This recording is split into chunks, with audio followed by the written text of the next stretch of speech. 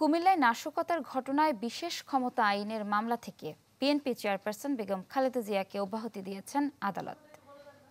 গতকাল জেলার অতিরিক্ত দায়রা জজ আদালত এ আদেশ দেন। আইনজীবী জানান, 2015 সালে 25 জানুয়ারি হরতাল চলাকালে কাভার্ড ভ্যান ভাঙচুর ও আগুনের ঘটনায় 14গ্রাম থানায় নাশকতার মামলা হয়।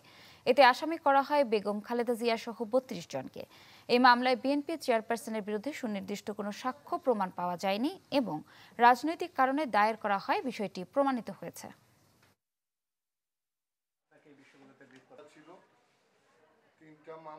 বেগম খালেদা জিয়া সহ 36 জনকে এই মামলার দায় হতে অব্যাহতি প্রদান করেছেন, ডিসচার্জ প্রদান করেছেন।